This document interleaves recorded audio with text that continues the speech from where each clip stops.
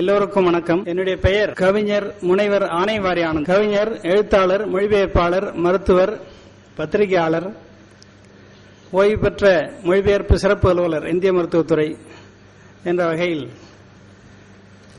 இங்கே உங்கள் முன் நிற்கிறேன். செம்மொழியான தமிழை வணங்கி தொடங்குவோம். கவிஞர், எழுத்தாளர், மொழிபெயர்ப்பாளர், மருத்துவர், பத்திரிகையாளர், ஓய்வு பெற்ற மொழிபெயர்ப்பு சிறப்பு அலுவலர், இந்திய மருத்துவத்துறை என்ற வகையில் இங்கே உங்கள் முன் நிற்கிறேன். செம்மொழியான தமிழை வணங்கி தொடங்குவோம். உலகத்தில் முன்தோன்றி உயர்ந்து பண்பாடி மலை உச்சியில் மிதந்த தமிழே, உலகத்தில் முன்தோன்றி உயர்ந்து பண்பாடி மலை உச்சியில் மிதந்த தமிழே, பலகலையும் உட்கொண்டு பாருக்குள் வேறு மொழி நிகரின்றி வளரும் தாயே, நிலம் கொண்டு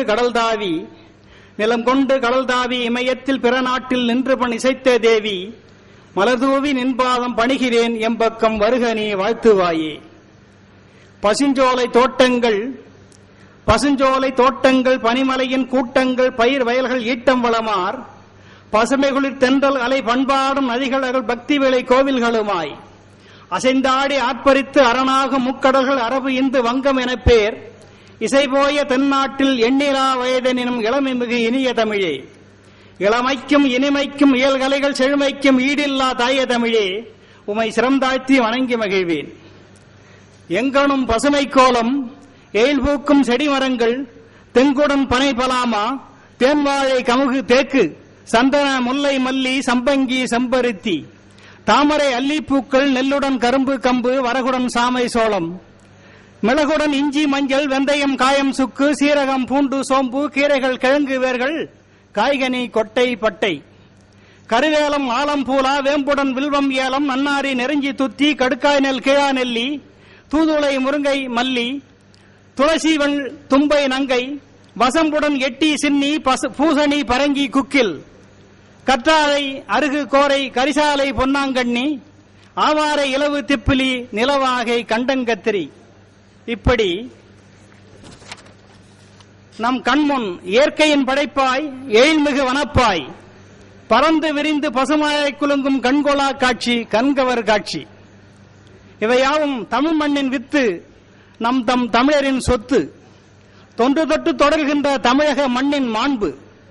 மூலிகை வளங்கள் யாவும் மானிடர் நலம் காக்க, மக்கள் நம் குலம் காக்க, யாதும் ஊரே யாவரும் கேளீர் எனும் ஒருமையை நிலைநாட்ட இயற்கையின் பங்களிப்பு இது. மானிட குலத்தின் முதல் மருத்துவனாம் மூத்த சிவன் முதல்வனாக முருகவேல் அருளி முனிவர்கள் காத்த தமிழ், சித்தர்கள் வளர்த்த தமிழ், சிந்து வழி பரப்பு வரை எக்காலம் போட்ட தமிழ். கண்டது தமிழர் மருத்துவம். உணவே மருந்து, மருந்தே உணவு, இதுவே தமிழர்தம் உடல் நல கோட்பாடு. செம்மொழி தமிழின் செம்மாந்த இலக்கண நூல் தொல்காப்பியம் கூறுகிறது, வான் தீ வழி நிலம் விசும்போடு 5 எனும் ஐம்பூத கோட்பாடெல்லாம். ஆம், அன்றைக்கே ஆய்ந்தறிந்து கண்டவன் தமிழன், அதன்படி உண்டவன் தமிழன். நம் உடல் பஞ்சபூதம், நம் உலகம் பஞ்சபூதம், உலகில் உள்ள யாவுமே பஞ்சபூதம். உடல் தாது 3ம் உயிர்த்தாது 7ம் கூடி இயக்கிடும் உடலில் சமநிலை என்றால் சரிநலம். உடல் தாது 3ம் உயிர்த்தாது 7ம் கூடி இயக்கிடும் உடலில் சமநிலை என்றால் சரிநலம். சமநிலை மாறினால் நலமில்லை.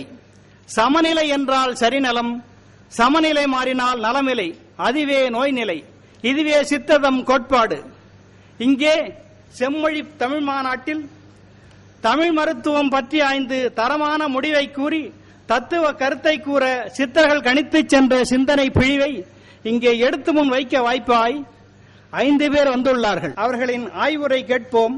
நாளை ஆய்வுக்கு வழிவகுப்போம். தமிழர் மருத்துவக் கொள்கையும் அதன் வளர்ச்சி நிலையும் என்ற தலைப்பில் நான் முனைவர் பட்ட ஆய்வு செய்து, என்னுடைய ஆய்வு சித்த மருத்துவ வரலாறு எனும் தலைப்பில் உலக தமிழ் ஆராய்ச்சி நிறுவனத்தால் வெளியிடப்பட்டுள்ளது. என்னுடைய ஆய்வுக்கு நான் எடுத்துக்கொண்ட தலைப்பின் பொருண்மை என்னவென்றால், இதுவரை சித்த மருத்துவம் என்பது தனியான ஒரு துறை அல்ல,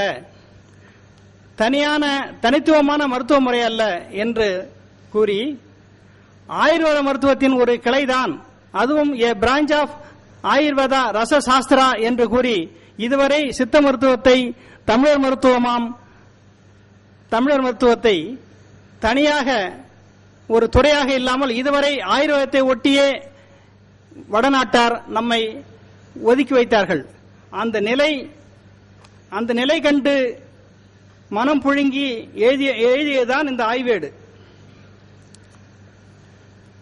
Siddha medicine originally a part of Ayurveda Rasa Shastra, which was further developed by the Dravidians of South India என்று கூறி அரசு துறைகளும் இணைந்து வெளியிட்டிருந்த குறிப்பு அதை மாற்றுவதற்காக நான் எடுத்துக்கொண்ட ஆய்வு இது. எனக்கு ஆய்வுக்கு துணை நின்ற PT சீனிவாச ஐயங்கார் எழுதிய அந்த ஆங்கில வரிகளை படிக்கிறேன். Sanskrit scholars suffer from a form of superiority complex and believe that Sanskrit, the language of the gods, being a perfect language, could not stoop so low as to borrow words from the languages of men. அதாவது வடமொழி என்பது தேவ பாஷை, அது மனிதர்களின் பாஷையிடம் எந்த கடனையும் வாங்காது, எதையும் இரவல் பெறாது, அதுதான் உயர்ந்தது. எனவே சித்த மருத்துவம் வடமொழியிலிருந்து வந்ததுதான் என்று கூறி அவர்கள் இவ்வளவு நாட்களாக ஒரு பெரும் இருட்டடிப்பு செய்து வந்தார்கள். இப்பொழுதுதான் உலக சுகாதார நிறுவனத்தில் சித்த மருத்துவமாம் தமிழ் மருத்துவத்திற்கு தனித்துவமான அந்தஸ்து கிடைப்பதற்காக ஒரு ஏற்பாடு நடந்து கொண்டிருக்கிறது. எனவே there are several minor subjects about which the evidence of pure Tamil words and of early literature can be profitably used, but which I have no time to deal with என்று PT சீனிவாச ஐயங்கார் கூறி ஏராளமான தனித்துவம் பொதிந்த தமிழ் சொற்களும் பொருண்மைகளும் அடங்கியுள்ள தமிழ் மொழியை புறந்தள்ளிவிட்டு we cannot reconstruction of the life of the ancient Tamils it will not complete என்று கூறுகிறார். எனவே PT Srinivasa Iyengar போன்ற பெரும் மேதைகள் நமக்கு வழிவகுத்ததால் தான் நாம் இப்பொழுது தலை நிமிர்ந்து தமிழ் மருத்துவத்தை தனித்துவமாக ஆய்வு கட்டுரை வழங்க இருக்கும் மிதிலை செல்வி ஸ்ரீகாந்தன் அவர்களே,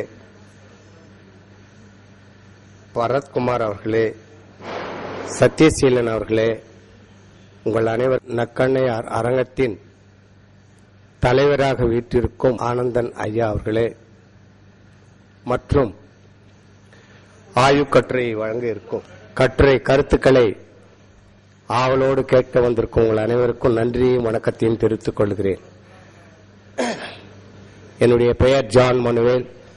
நான் தமிழ்துறை பேராசிரியராக திருவேங்கடவன் பல்கலைக்கழகம் திருப்பதி ஆந்திர மாநிலத்தில் பணியாற்றி வருகிறேன். என்னுடைய தலைப்பு தமிழ் மருத்துவத்தில் எலுமிச்சை. கிராமப்புறங்களில் இன்றும் கூட பெரும்பாலான மக்கள் எலுமிச்சம் பழத்தை உபயோகிப்பது அன்றாட வாழ்க்கையில் நாம் நேரில் கண்கூடாக பார்க்கிறோம். அதில் இருக்கிற மருத்துவ குணங்கள் பலருக்கு தெரியாமல் இருக்கலாம், பலருக்கு தெரிந்தும் அதனுடைய குணத்தை அறிந்தும் அதனை